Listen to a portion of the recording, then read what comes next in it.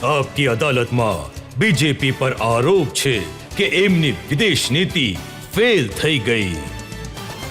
જો પાકિસ્તાનના વઝીરે આઝમ જ્યારે દલીલ કરતા હતા પોઝ થયા પછી તમારા કહેવા મુજબ, તો એમણે કહ્યું કે અમેરિકાને પણ ધન્યવાદ, ચીનને પણ ધન્યવાદ, કતરને પણ ધન્યવાદ, યુએઈને પણ ધન્યવાદ. એમણે દુનિયાભરના દેશોના નામ લીધા. કોઈને પપ્પા કયા, કોઈને ભાઈ કયા, કોઈને ડેડી કહ્યું, બધાને. પણ રાહુલ ગાંધીની ફરિયાદ એ છે કે ભારતને સપોર્ટ કરવા કોઈ દેશ નહીં આવ્યો.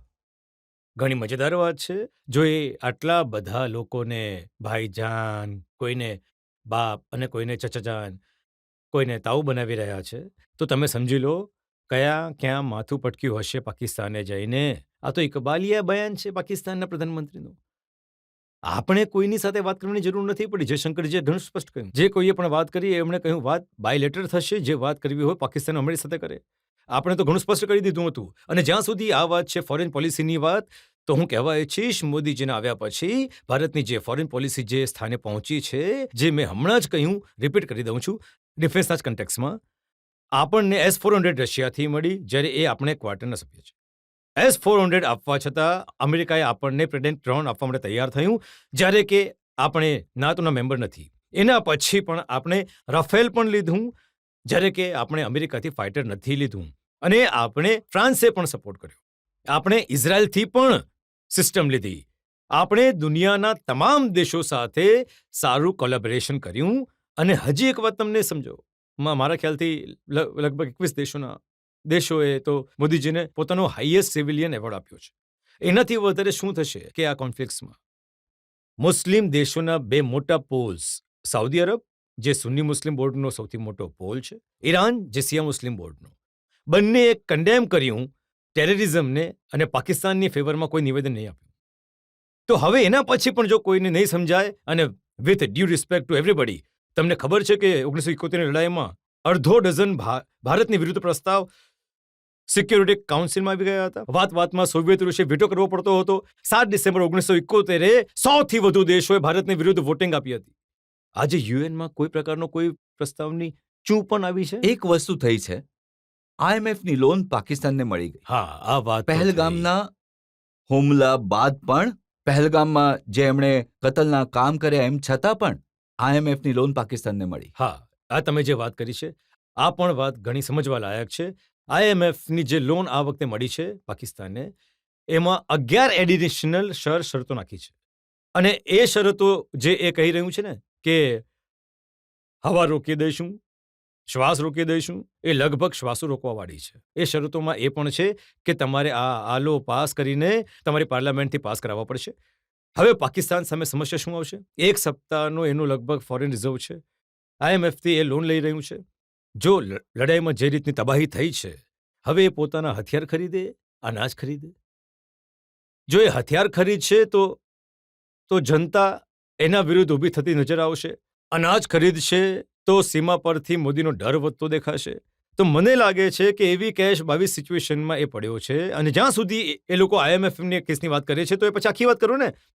IMFની ચીફ કસ્ટડીના જ્યોર્જ જીવિયાએ કહ્યું છે કે આ વર્ષે ભારત 15% ગ્રોથ રેટની સાથે વર્લ્ડના ગ્રોથનું એન્જિન બનીને ઉભરશે અને દુનિયામાં સૌથી વધારે ગ્રોથમાં ઇન્ક્લુડેડ કરવાવાળો દેશ ભારત છે. એક સમય હતો, એ ફિલ્મ હતી ને જ્યારે ઝીરો દિયા મેરે ભારતને, એના પહેલા પ્રાણ શું બોલે છે મનોજ કુમારને? India's contribution to world is 000. આજે IMFની ચીફ કહી રહી છે કે India's contribution to growth is going to be 15%. અને એક તરફ એ બાળકો લઈને ઉભો છે. અચ્છા, પછી પણ એ લોકોને લાગે છે કે આ બરાબરીનો મામલો છે. એટલે એક તરફ છે, તમને લાગે છે બરાબરીનો મામલો છે, અમને નથી લાગતું. જે લોકોને લાગે છે એમને, જો એ તો એમને પોતાને ખબર છે, તમને પણ ખબર છે કે કોઈ ટ્રેડ નહીં થઈ શકે. અમેરિકાનો પાકિસ્તાન સાથે ઘણો જ મામૂલી, આપણો 131 બિલિયન હું તમને જણાવું, જે વિપક્ષના નેતાઓએ, કોંગ્રેસના નેતાઓએ શું કહ્યું? એમણે કહ્યું કે વિદેશ નીતિ કારગર નથી થઈ, એટલે હવે ઓલ પાર્ટી ડેલિગેશન મોકલવું પડ્યું, વિરોધી દળના નેતાઓની મદદ લેવી પડી ભારતનો કેસ દુનિયાને જણાવવા માટે. જુઓ, અમારી સ્થિતિ હંમેશાથી એ જ છે. અમે વિપક્ષમાં હતા તો મેં કહ્યું કે અટલજી નેતૃત્વ કરવા ગયા હતા. અમે સત્તા પક્ષમાં છીએ તો બધાને સાથે લઈને વિદેશ નીતિની વાત જ્યાં સુધી એ કહેવાય છે. જુઓ, 26/11 હુમલા પછી 16 જુલાઈ 2009 એક ન્યુટ્રલ ડેસ્ટિનેશન ઇજિપ્તના શર્મલ શેખ જઈને મનમોહન સિંહજીની સરકારે ભારત અને પાકિસ્તાનમાં જોઈન્ટ ડિક્લેરેશન સાઇન કર્યા. Anybody can go and check press release of ministry of external efforts government of India. એ શું કહે છે? સાહેબ, શાંતિ વાર્તા પ્રભાવિત નહીં થઈ શકે આતંકવાદથી. Terrorist activities will not be affected by the composite dialogues. They should not be બ્રેક્ડ.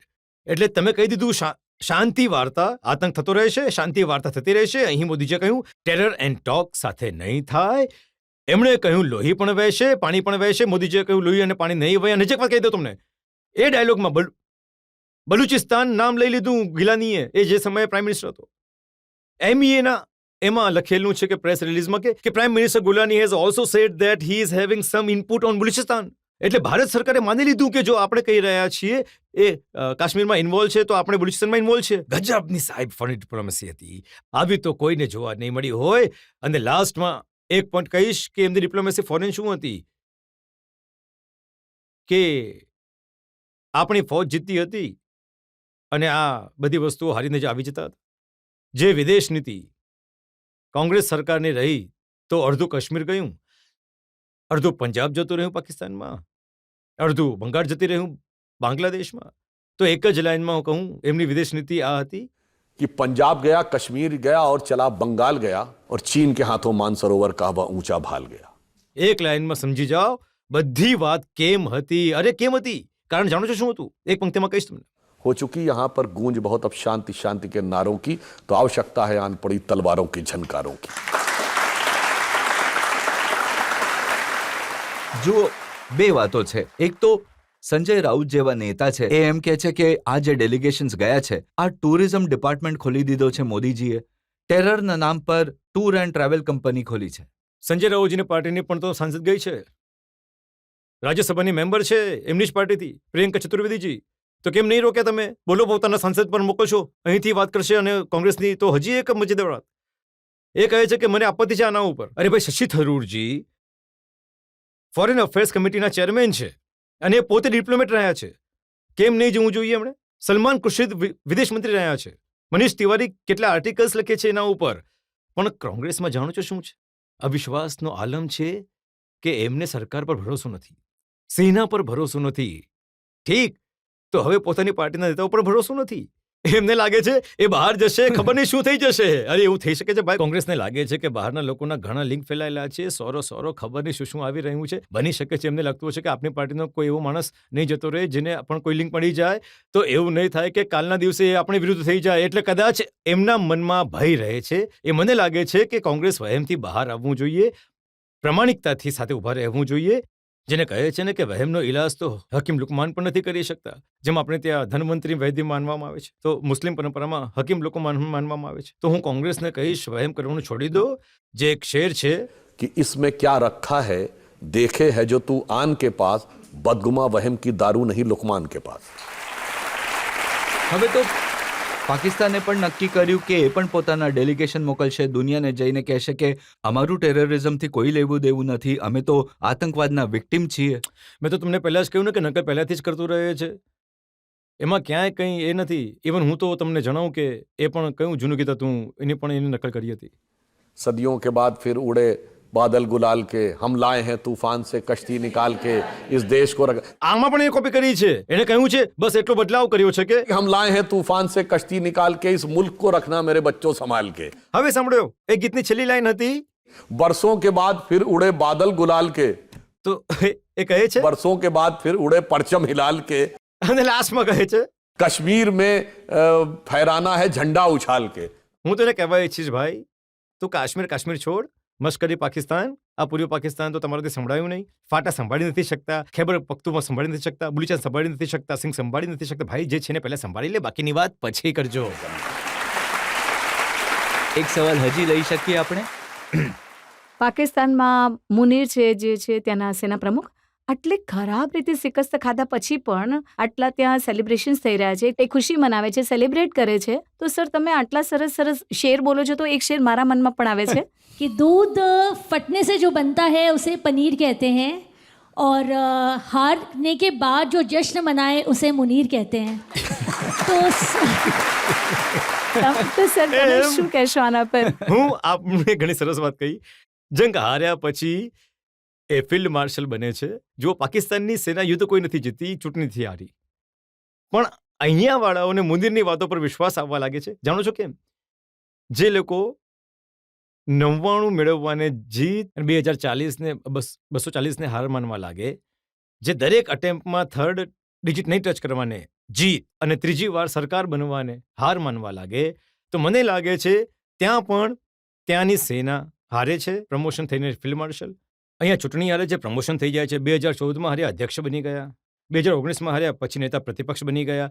તો ત્યાં ફિલ્ડ માર્શલ બને છે હારીને, અહીંયા ફિલ્ડ માર્શલ બને છે હારીને.